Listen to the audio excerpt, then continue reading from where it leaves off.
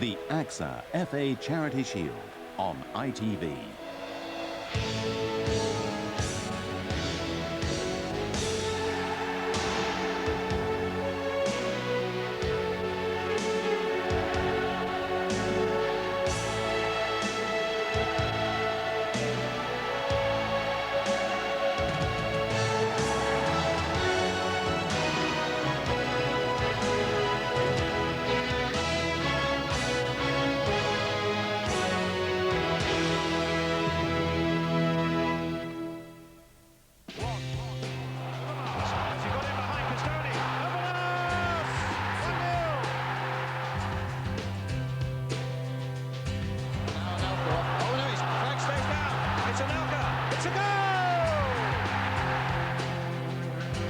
Arsenal's last Wembley appearance just 12 weeks ago clinched their second League and Cup double at the end of a spectacular run. Manchester United, the front runners throughout the 90s, had to settle this time for a consolation place in the Champions League qualifiers after a year that produced no trophies. Today, the big two emerged to flex their muscles on the eve of a new campaign for a match that would provide the first evidence for some crucial questions. For United, will Jaap Stam provide the stability they need in defence? Has Roy Keane still got that fierce will to win? For Arsenal, how long can the oldest but best defence in the business continue? Argentina's World Cup star Nelson Vivas is eager to get in the mix. And up front, can Nicolas Anelka fill the scoring boots of Ian Wright? Good evening and welcome as the big match returns for the new season here on ITV. My guest tonight, two familiar faces in new jobs. Terry Venables still rueing a last-minute equaliser by Bolton yesterday against his Crystal Palace side. And that man, Ian Wright, who starts next week for West Ham United against Sheffield Wednesday.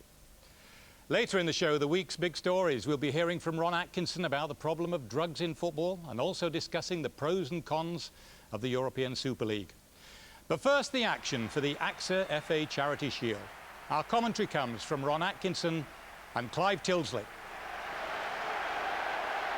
Any questions about the two teams' true intentions here were answered by the manager's selections. This is the Arsenal Championship side.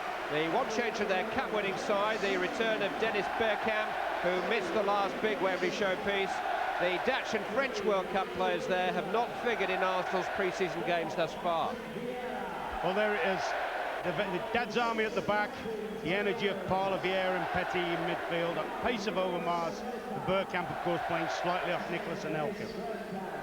The considerable presence of Jaap Stam has been added to the Manchester United team sheet over the summer.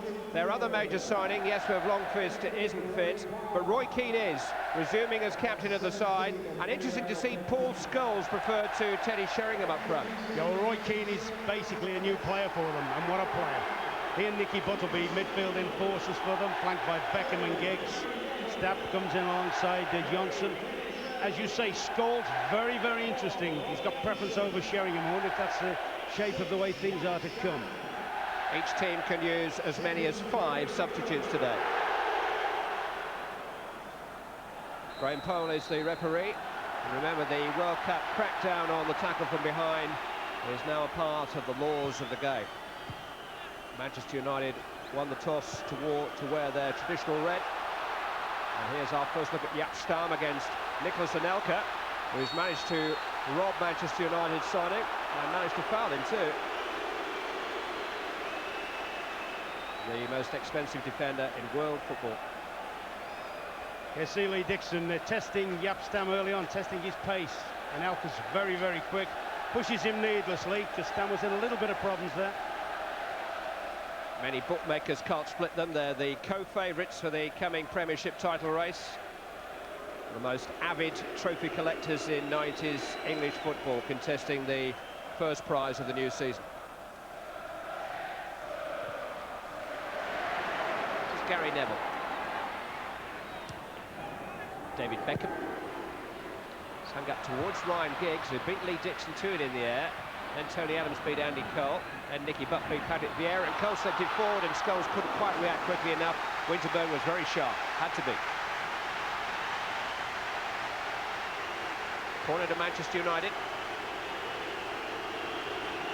Nigel Winterburn will be 35 before the end of the year, and Arsenal have signed a young French left-back in the summer. Beckham towards Stam, turned away by Petit. Beckham again, this time towards Scholes, and this time it's Keown who's in the way.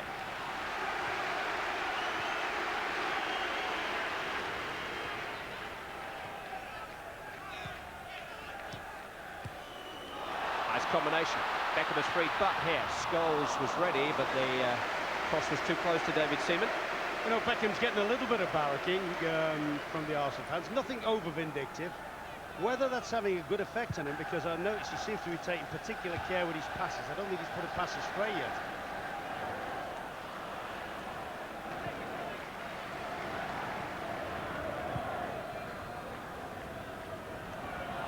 Stam caught Anelka. That will definitely be a booking in a league game. I think that's the sort of thing that with the World Cup business with the referees, that's what they were looking to stamp out. Here's Anelka again. Been some very bright reports of him from the Arsenal camp during the pre-season period.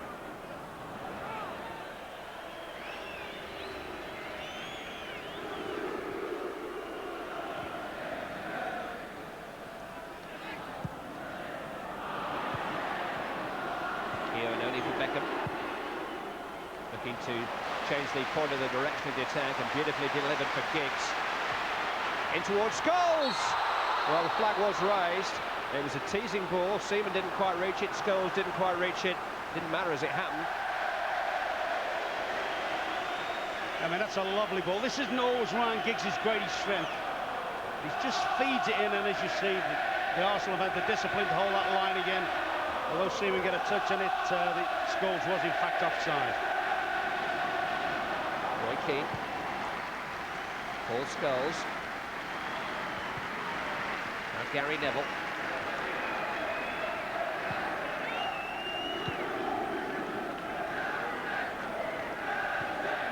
Keane to Butt. Neville is forward to his right. Butt to cross. Seaman to play. Good distribution from David Seaman. Parler has spotted Overmars a little bit of pace. His fellow countryman Stam is after him. Good challenge. Good test of Stam, which he came through.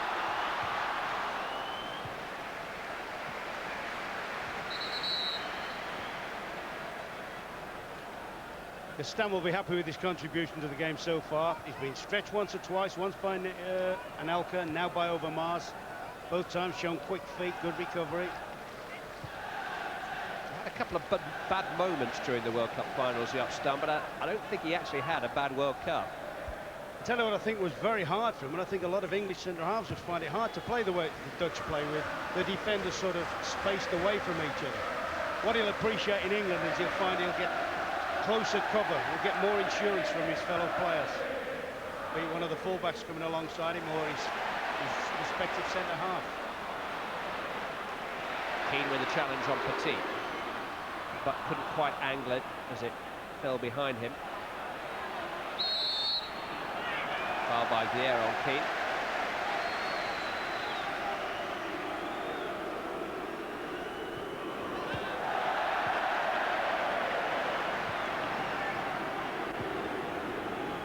Keane a little slow to react to Beckham's reverse ball. Winterburn wasn't slow. I think that's what he needs, you know, Clive. He needs the game. Once or twice he's reacted a little bit slowly. Beckham looking for Anelka. Johnson tidying up nicely.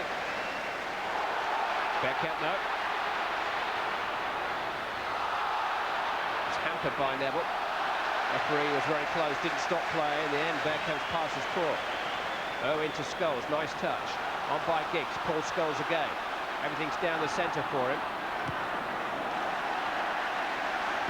Real edge about the game, though. Yes, some of the tempo and some of the passing has been excellent. That's a poor pass, actually. But people are being made to hurry the ball in midfield. Referee just having a word with Dennis Irwin. And he's going to do a little bit more than that. He's going to show him a yellow card.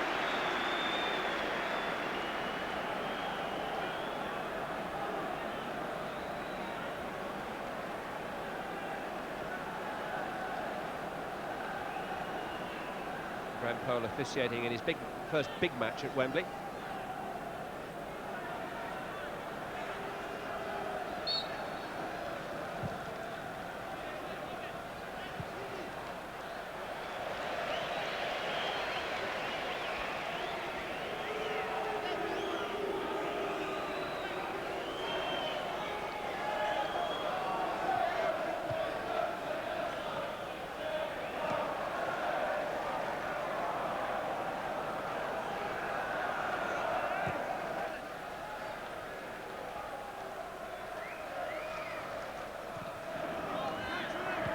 Giggs. It's lovely control and balance from Ryan Giggs. Played Scholes in, he's offside. It was a lovely idea, wasn't it? Giggs questioning the decision. He said he'd just seen Ryan Giggs say it's 4 times. I mean, that's a brilliant play. Cuts back in field. He might have a case here. He may just have a case on that particular one. Yep. I think Scholes was onside there. He didn't slot it away, as it happens. It just clipped the outside of the post. Adams, Red Sea just parted for him momentarily. Here's Overmars.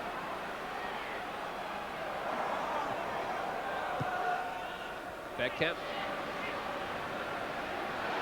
Made a yard of space, and Tessie Schmeichel has managed to step away from Roy Keane and give himself some kind of an angle for a shot at goal.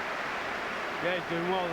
Keane's closing him down. He thinks he's got nowhere to go. Checks off right, gets an early shot in that, as you say, stretches Schmeichel. Shouldn't beat him there, but good moment from Bergkamp. It's his first game at Wembley since Holland were handed a hiding here during Euro 96. Missed the FA Cup final because of injury.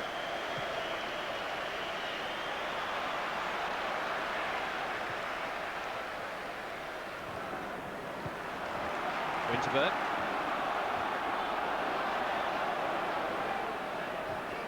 Here is Bergkamp. Now Dixon. Well seen by Stam. Only Cole ahead of him. He's got Keown ahead of him. That's the ball that Cole wanted. You can see him just gesturing. What about one over the top for me? Petit looking over the top for Anelka. Schmeichel committed, did the right thing and punched.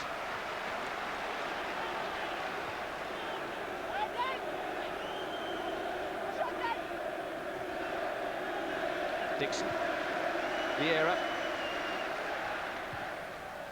Bergkamp, turned away by Jonsson, turned forward by Dixon, controlled by Parla. Dixon, Keown, Vieira, Petit, now Winterburn.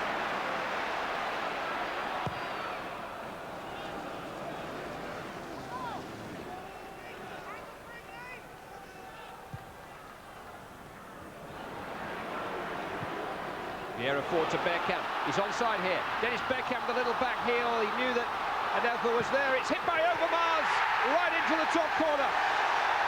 And Mark Overmars, who scored Arsenal's opener in the FA Cup final here in May, has scored their opener in the Charity Shield here. Oh, it's a terrific work, Paul. They must have put a dozen passes or so together, Arsenal. A little bit fortunate at the end of the challenge. It's a lovely ball from Vieira, spun run there, great little ball off from Bergkamp. Anelka does enough to stop the clearance being hooked away, and a great finish from Overmars. The passing that went before it, was excellent. They switched the ball from one side or the other, mainly through Petit or Vieira. They were patient enough to wait for their opportunity. Scholes here towards Butt. Parla managed to get to him. It would be a corner kick. Good work by Ray Parla. He's the man of the match here in May, the FA Cup final. And a yard to catch up to. That's an excellent recovery, excellent retrieving. Beckham will take the corner. Jaap Stam and Ronnie Johnson are both forward. It's in towards Stam. Came off Adams. Keane trying to drive it back in there. Charged down by Winterburn. Another corner. Nobody has won more Charity Shields than Manchester United, 4 times in the last 5 years alone. That tells you something about their approach to this fixture. Beckham will take this corner.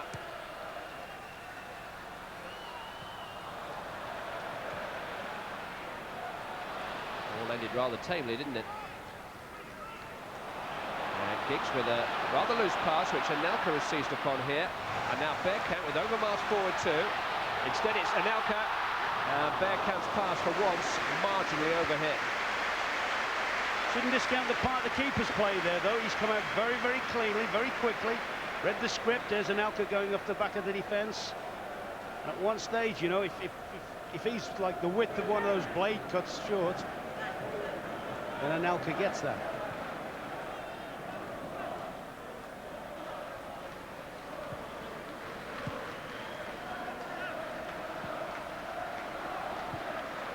Beckham.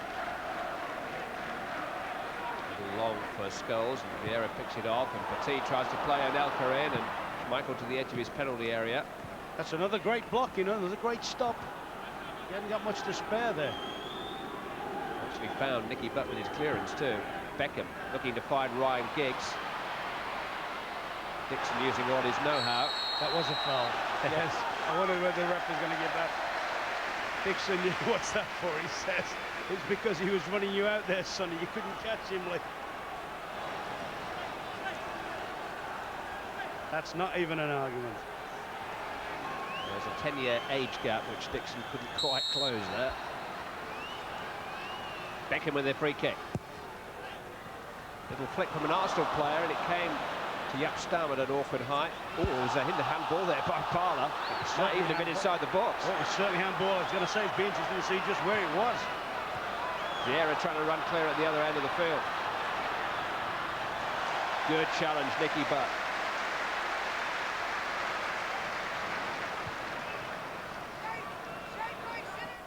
Gary Neville for Manchester United. Now Roy Keane.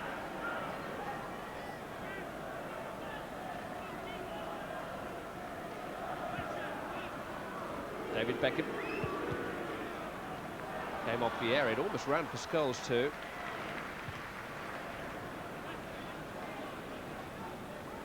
This was the moment when Ray Parler saw the ball just bounce up. Well, maybe it didn't hit his arm. Maybe it was up on the midriff.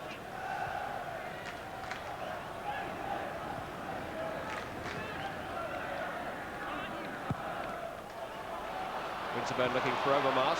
Neville looking for Overmars too. Finding him at the cost of a corner kick. Stoppage time at the end of the first half.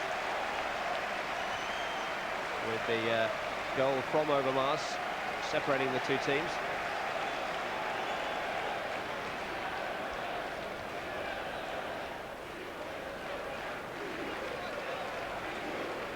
Bergkamp will take. Adams is there. Giggs needed to be there with Keown coming in. Apparently Keown made the final contact. A goal kick has been given. Good big header from Tony Adams. That one the Arsenal use so often, where the big fella, the big skipper, spins round the back, keeps it in the danger area, regardless of whether Keown's fouled him as well. That was a good block from Giggs.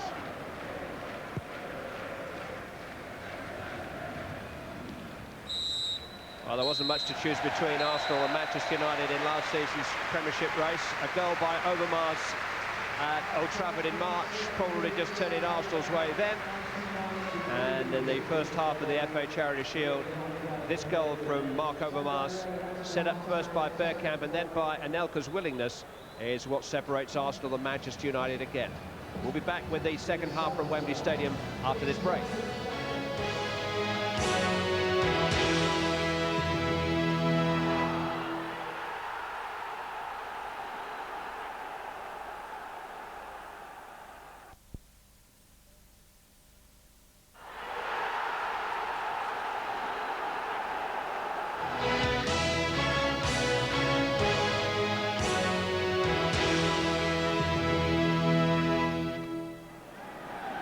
Welcome back to ITV's Big Match and the second half of a Charity Shield match, which is bound to feature several substitutions as the two managers seek to hone the fitness levels of their respective squads.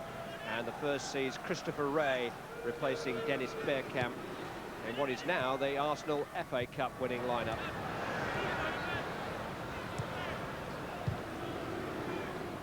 Beckham looking for Andy Cole, but Keown looked in control of that situation, but Cole has forced a corner. Ron? Yeah, that's a part of front running that people don't fully appreciate. They talk about Andy Cole. I think his movement is terrific, and the little things like that, putting defenders under pressure, and it's forcing the initiative for the team.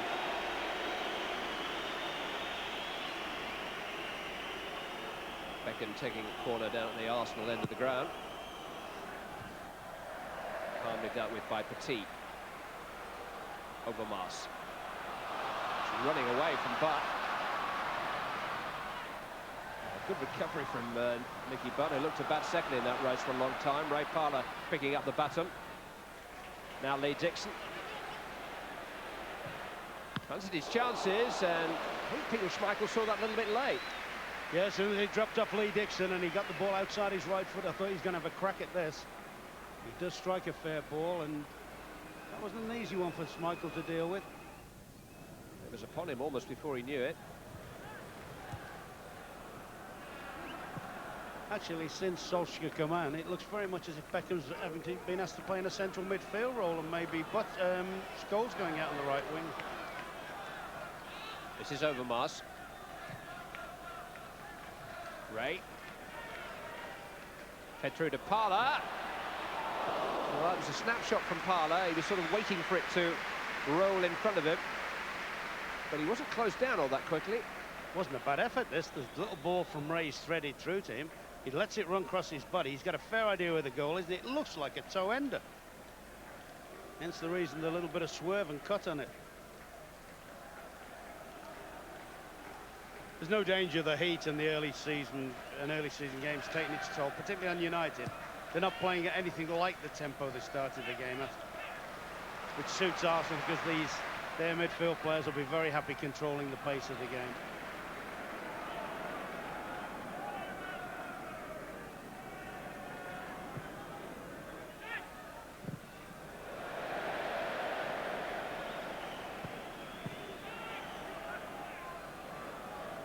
Arsene Wenger's decision to replace Dennis Bergkamp at half-time owed something to a very slight hamstring injury.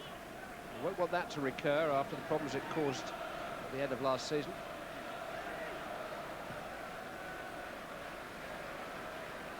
Overmars, who had a hamstring problem during the course of the World Cup finals.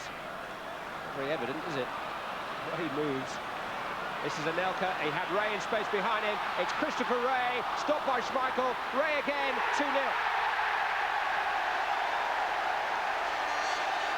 Spectacular celebrations from a very tidy finish at the second time of asking from Christopher Wray. Anelka involved again. Yes, but this is the real reason. Overmars attacking defenders. The first thought was, can Anelka let that run through? But he plays a good pass, gets a good block in the first place, Schmeichel. But Ray, all fairness to him, quickly reacts to the rebound, tucks it under Schmeichel. And Arsenal have some daylight between themselves and Manchester United now.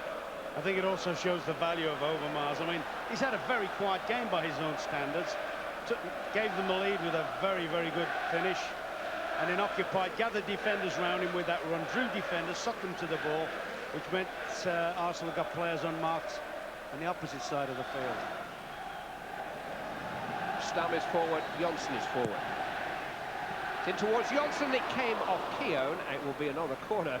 Martin Keown suddenly stood staring into the gaping hole of his own goal, and the ball coming to him at an awkward height. That's a good delivery there. The little nick on it. Amish? Well, it certainly gave the suggestion it could have been. Beckham. And away by Parlour this time. It'll be a throw in.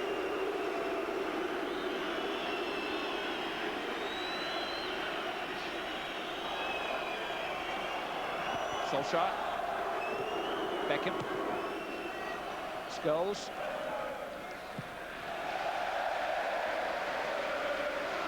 Just wonder as well, you know, the psychological effect of being the winners today. Certainly think it'll give Arsenal all sorts of confidence if they can do United for a third time. Beckham.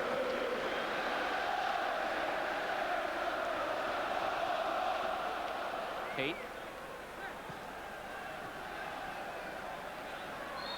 Solskjaer was fouled. Certainly twice in recent seasons Manchester United have won the Charity Shield and then gone on to win the Premiership title. Doesn't do any harm to pick up a trophy first week in August. If you lose it, you'll say no. If you win it, you'll say it's very important. And now gone. David Beckham. He was trying to recapture the brilliance of that free kick for England in Lens during the World Cup. Got the power, but not quite the swing and the dip this time. It was a good effort, though.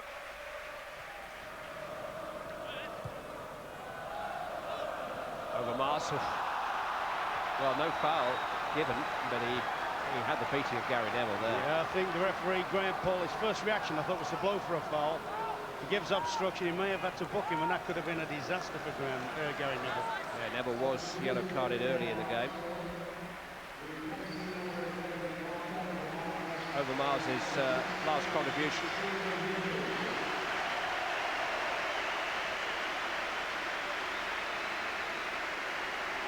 That was the goal that put Arsenal on their way, and on his way now to be replaced by Stephen Hughes for the remainder of the game. Stephen Hughes is a very, very good player, but I think Gary Neville will be glad to see the back of Overmars. Solskjaer quickly crowded out, but he managed to wriggle free with the ball in his possession.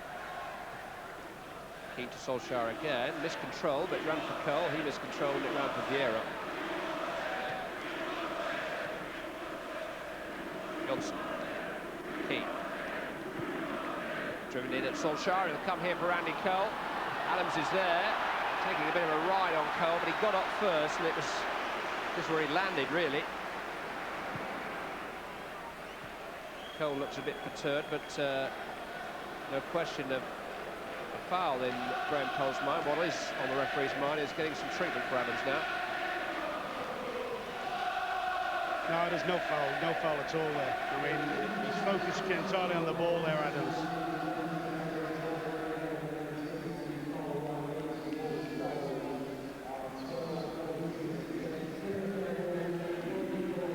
Changes here as Phil Neville comes on for Paul Scholes.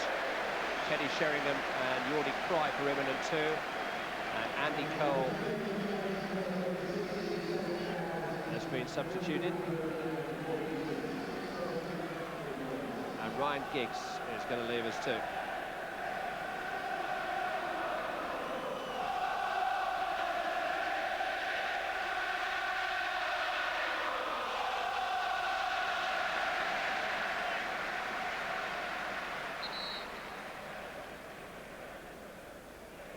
I don't think there's any danger. All of the players who've left us will be back with us for the Champions League on Wednesday on ITV. I'm a little bit surprised so many of them played for so long. Obviously, Alex feels that he wants to get them as sharp as he can.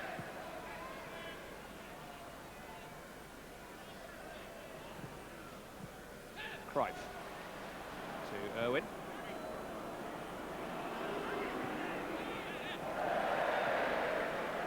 Dixon in the way. This is Petit. Now Hughes, Winterburn. Anelka.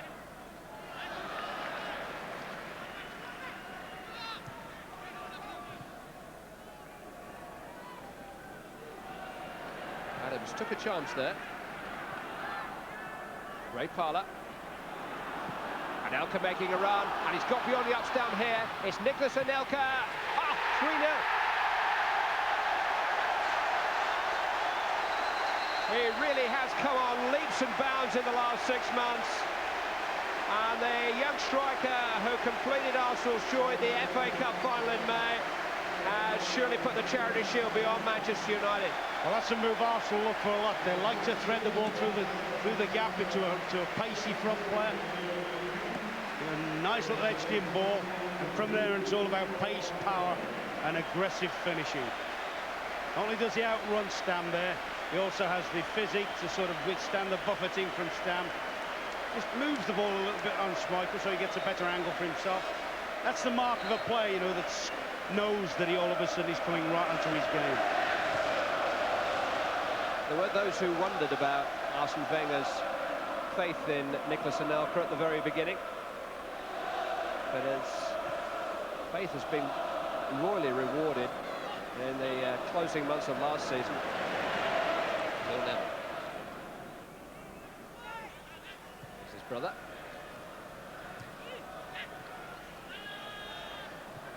On by Sheringham. Now Solskjaer. Stopped by Keown. Solskjaer is there, and some very courageous and effective goalkeeping by David Seaman.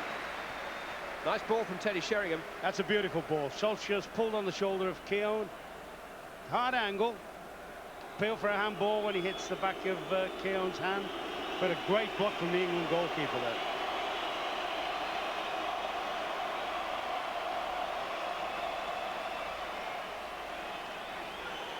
Corner kick to Manchester United conceded by Seaman's excellence. Headed by Hughes, then by Anelka. Chance of a break. Parler inevitably the marathon man leading it. A little bit of room for Nigel Winterburn popping up here. Hughes. It'll come through for Parler. Ray arriving late in the day, but it's Stum's header away for Morte. Vieira. Now Dixon. For Morte. Stum got to the ball. This is the first of 3 games in 7 days for United, who begin their Champions League campaign against the Polish side Woodsh at Old Trafford on Wednesday, then face Leicester there in the Premiership next Saturday. Arsenal's title defence begins the following Monday night against Nottingham Forest. Helped on by Solskjaer, and here goes Ronnie Johnson. He's got Sheringham in support of him, and Teddy Sheringham is onside here. Hasn't been Manchester United's day, has it? No, that's the best chance. That's United's best chance of the day, I think. Good strong run from Ronnie Johnson. Plays the ball nicely into his run. To be fair to Sheringham, he really ought to have been looking to take that with his left side. He's trying to bend it around the keeper with his left, with the outside of his right foot. He really ought to be swinging across the keeper with his left side. Patrick Vieira has been replaced by his fellow countryman Gilles Grimondi.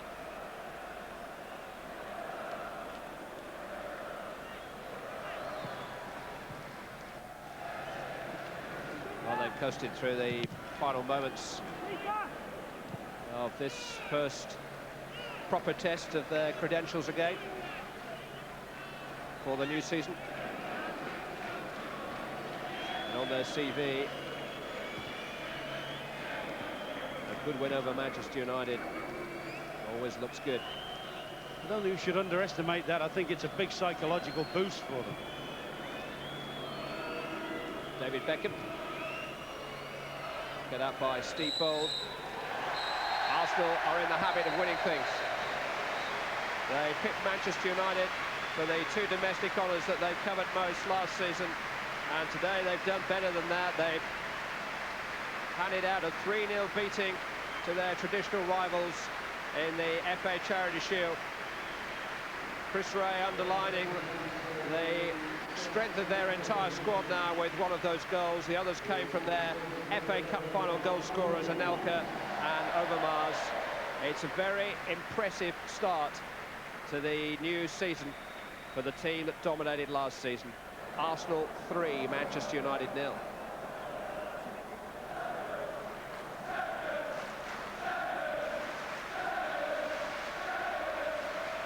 I remember the late Bob Paisley used to say that it's not winning the Charity Shield, but being in it that matters. but the competitive edge that Fire's Championship and FA Cup winners has yielded another trophy for Arsenal and for Tony Adams. For so many years, the embodiment of this club.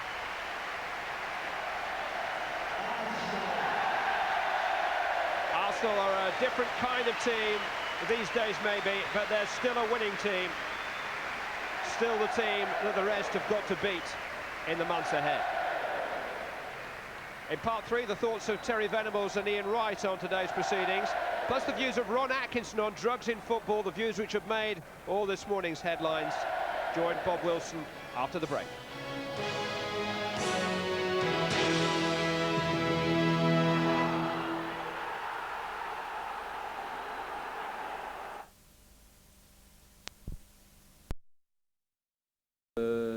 It's always the same in football. When you're 1-0 up and you are solid defensively after the second goal, it could come to 2-1 and we could be under the threat of them coming back, or when you score the 3 on the break, it's over. But overall, I would say it was a good preparation, and we are happy because the Charity Shield, we won it, and it's the first time that Arsenal won it. Today it was a great day, great weather. The pitch is always very good at Wembley, so that's good for us. Yeah, of course, when we scored 1 or 2-0, then the game is over, and I thought we played quite well. You know, we always want to win every match we play in.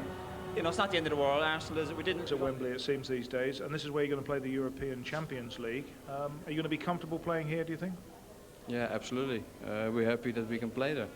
Of course, it's nice to play, yeah, of course, in your own stadium at Highbury, but yeah, we can play for 70,000 people now. And what I told, the pitch is always good.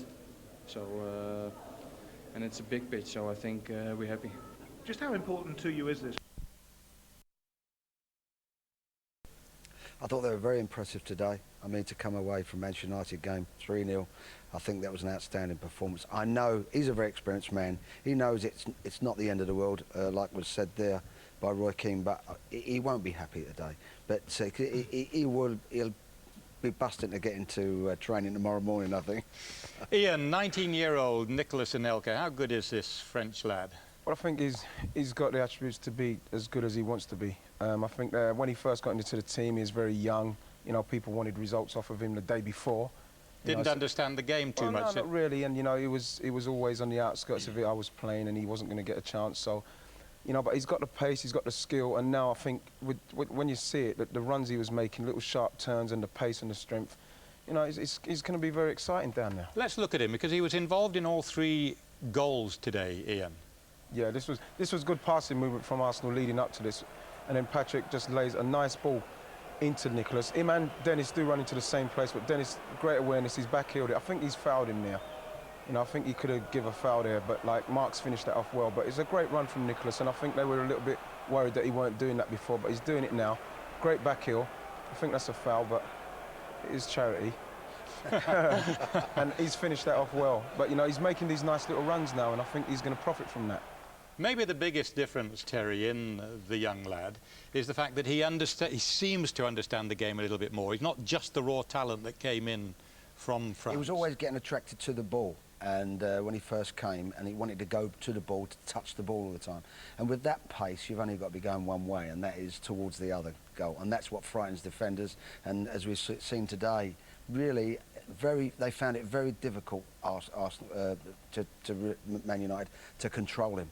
His speed was just too much. Yes, and he's far more aware, isn't he, of the players around him, of being part of that team. He's looking to pass the ball first, he's looking to get behind people, and he's also his strength is very important. Yeah, well, we saw it in that second goal, Terry, didn't we? Yes, we did. I think the Overmars, who also frightens defenders to death, checks inside, plays it in there, and also the ball goes from Anelka to Ray. 4 red shirts around their goalkeeper, and it pops back to Ray again, and he keeps his cool and slots it nicely. There's another shot where it comes back to him. They've all stopped here around him except for Ray. He reacts first. How do you replace the... Oh, what about this? That's a bit tasty, isn't it? Yeah, there you are. You used to do that. The other way. How do you replace the legend that is Ian Wright? A lot of people say... the boy started off, this boy Anelka, particularly in the third goal, Ian, really, when you see that. I mean, that is you at your best again, isn't it? Well, the thing is, this is another nice passing movement. Tony's got a bit of luck there, but the ball goes into Patrick, his quick feet, one touch into Ray, and this is where Ray, sometimes he used to get a bit sloppy, but he's really tightened up, and that's a great pass. And then what he's done here, he's got him with pace and strength, but he's given him a little nudge, and that's giving him the half a yard to go and finish it off. If you watch it here, they're quite close together here. Stam, he catches him up there, but then he gives that nudge, that knocks him off balance, and then Nicholas has finished it very well. The goalkeeper might have been out a bit, but people will say that I've got an alternative motive there. You're wearing United's red here, not Arsenal. They were in yellow today. Terry, £10 million. Number 9 on the back. £10 million for Jaap Stam. It's a lot of money for any player, never mind a defender. In the World Cup, we say, oh, there was good and bad of him. How do you assess him today? Well, again, I think it is apparently in pre-season friendlies he's shown very well, but it's a great ball game from Ray Parlour to Overmars, and he just tussles with him a little bit, but he stays on his feet until he knows he can get the ball. So he wasn't too apprehensive there. There's another again, stays with him, and as he's going to have a shot, he just gets that block in, which is very important for defenders. So on the upside, I would say that was good defending, and he will get more protection from around him than what he had for Holland. They play very risky. And here we see him again, stay with him, and he's still really there, but Schmeichel's far too far out of his goal. You feel it's more Schmeichel's fault that day than Jaap Stam? I do, because as Ian said, a bit like Mark Hughes, leave the ball, give him a nudge, and he hasn't resisted that. He should resist that better, because that's where his strength as a defender should come in. But I think the goalkeeper's not helped him out of it, really. Thanks for the moment. Well, two big talking points coming up. Drugs in football. How widespread is the problem and what action should be taken? Some strong views from Ron Atkinson making the news today. And what about the Super League? Will it happen? How soon? Who will be in it? Lots of questions. First, though, some sporting events that are definitely taking place here on ITV. Ron Atkinson's claims in his new book, A Different Ballgame. Atkinson claims illegal substances are being taken by at least a dozen active Premiership players every weekend, and that the biggest drug dealer in the game is rumoured to be a well-known international. Ron, how bad is the drugs problem amongst Premiership players? If there's one player taking it, then it's bad. What I do think, and why I've said the things I've said, is because I think there's an easy prevention, and that is to make drug testing compulsory, and maybe on any number of occasions through the season. That would stop any straight away. But it's not a matter of just one, according to you. There are a lot of professional footballers taking drugs. I said there's a number of players that are taking illegal substances. Whether they're harmful or not at the moment, I don't know. But because, you look at the problems we've got socially, and it's a social problem, and it comes into football because you've got young lads earning lots of money that, if you like, easy targets for people that can, if you like, supply them with stuff, and it's got to be stopped. I mean, we don't want football in this country getting like, shall we say, the major sports in America. When I say the major sports, I mean about American football, baseball, where we're often reading stories about well-known stars out there that like hooked on a cocaine habit or something like that. A lot of players have been proved positive already, though, so the FA are doing something about it. Yeah, but it's random testing, and that's not enough. What they've got to do, every player should be made aware that he's liable to be tested, if you like, half a dozen times a season. That would stop it. You claim that a well-known England international with a lot of Premiership experience behind him is a dealer. Is that really right? I've heard that. I've heard it from good sources, but, I actually couldn't substantiate that. I've never had any evidence myself of that, but I've been told by people that I would trust that does happen, yeah. Is it a current international? I'd say the lad has played for his country any number of times, and I ain't going to tell you his country is, and that's the most you're getting out of me on that, Gary. Well, you had a problem when you were manager at Aston Villa. You found 2 players had been using illegal substances. Did you do anything about it? Well, you see, there was a problem at the time in as much as players could refuse a drug test. They'd been told, so you couldn't officially go to people and say, we're going to drug test you. So we did it in another way. Certain players were found to have substances, and I'm not saying they were hard substances at all. You're saying they were marijuana? Well, I don't know. Whatever's what. The information we had fed back to us, it wasn't hard substances, but if they'd have been done in a match, unfortunately it was in a period of time when there were no matches about, then they might have had a problem. So basically what we did, we let them know in no uncertain terms that we knew they were at it and it got to stop. And to our knowledge, it did. Gary Newbon again setting the questions.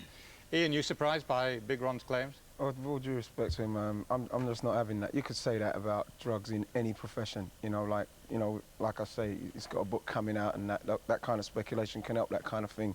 And, you know, like I say, it's no disrespect to him, but, you know, I'm not having that. No experience you have None of at anything all. like that? None at all. None at all. Terry, claims like this, there are repercussions all the way around, aren't there? Absolutely. I mean, I'm very anti-drug. I belong to an anti-drug campaign, and you know, I wouldn't have any sympathy with guys that have that unless they're looking for help and they've come and for lots of different reasons. But I think that generalisation, everyone's under suspicion now, and I think that's uncomfortable. And that's the one thing I wouldn't like about it. If there's someone guilty, well, let's have them out or whatever. Absolutely. Name names. Yeah, okay. Now then, this proposed new European Super League, what are your thoughts on that, Ian?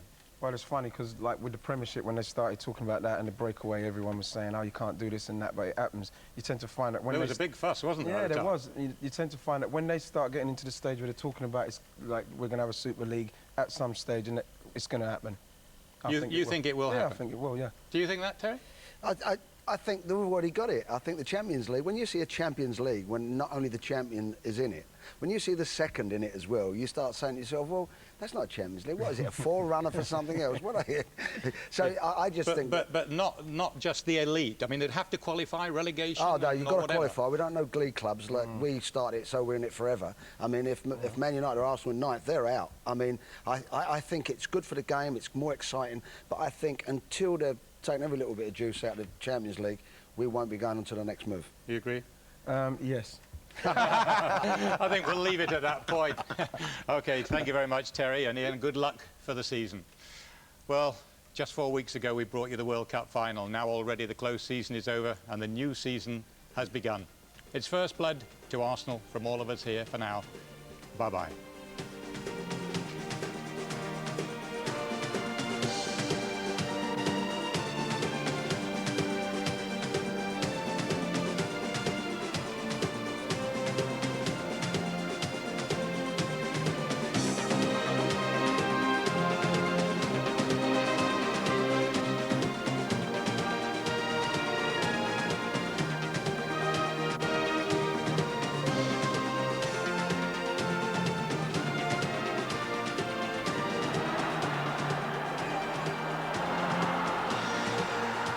The AXA FA Charity Shield on ITV.